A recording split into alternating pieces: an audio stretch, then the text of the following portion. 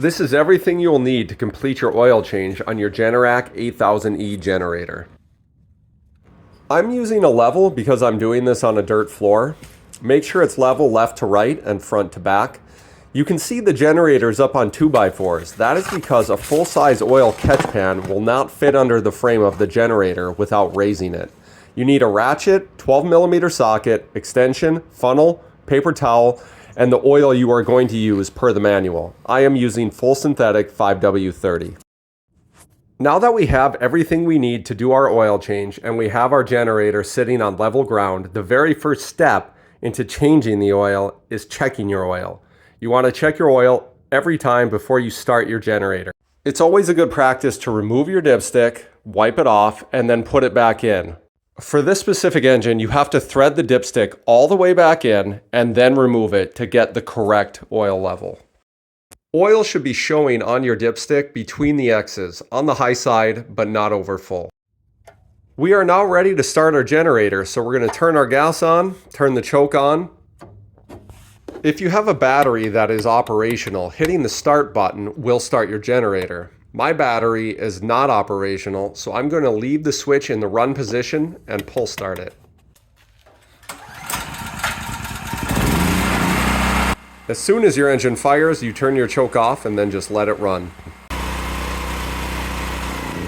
After letting the machine run for 10 minutes, we move to the back side and remove the cable from the spark plug. We want to get that spark plug tucked away somewhere where it's not touching any metal. And then we are ready to drain our oil. To drain the oil, we remove the dipstick.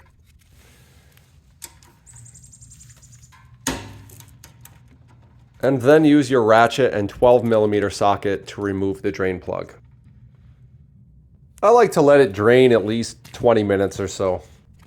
But it doesn't hurt to let it drain for hours.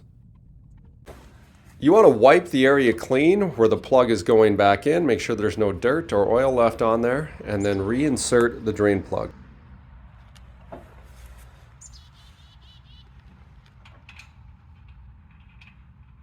You want to tighten the drain plug securely, but I like to use a short ratchet to make sure that I don't over-tighten things.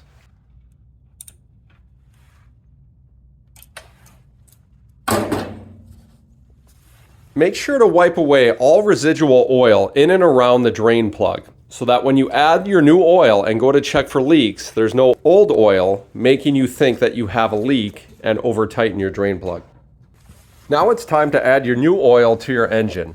For that, you're going to need your funnel. You want to make sure your funnel is clean inside and out so you don't get any dirt or grime in there. This engine does not have an oil filter, so the only thing we have left to do is to add the engine oil. Interesting note about this engine. The oil capacity of this engine is 1 liter. 1 liter equals 1.06 quarts. That means you need to buy 2 quarts instead of 1 to change your oil, which is kind of an annoying amount when it's so close, but it does mean that you have on hand an almost full quart of oil should you need to add oil after running the machine. The new oil is all added, and we confirm that we are within the proper range on the dipstick, and it is time to fire up our generator. Reattach the spark plug cable to the spark plug. Set the switch to run if you're pull starting it like I am, or just hit start if your battery is working and it'll fire up. And then we're going to let it run for 30 seconds or a minute, shut it back down, and then check the oil level again and check for leaks.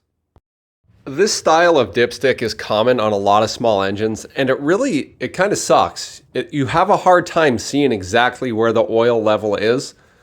There is one other thing you can look at to kind of get an idea of you're low or not. You can see the oil should be coming up right into the threads of where the dipstick is. So if you see that oil is missing from those threads, you know you're low as well as checking the dipstick.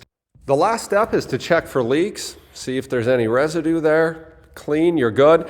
You're going to want to periodically check as well. The first time you use your generator for any length of time, you're going to want to check to make sure that there's nothing leaking as well, and then just randomly over the course of using your generator.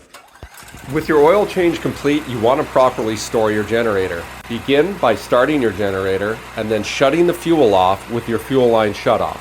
That fuel line shutoff valve is a really great feature to have in small engine equipment. The reason manufacturers add it is that it allows you to run the engine out of gas without running your whole machine out of gas. You can keep your fuel tank full, but run your engine out of gas. The reason you want to do that is if you have bad gas and it sits in that cylinder and carburetor for a long amount of time, it can gum things up and make it really difficult for you to start that engine the next time you need it.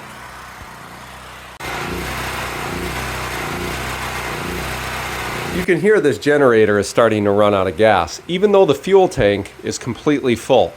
I like to store my tank completely full, and that is so that condensation cannot form on the inside of that tank with temperature changes above and below freezing.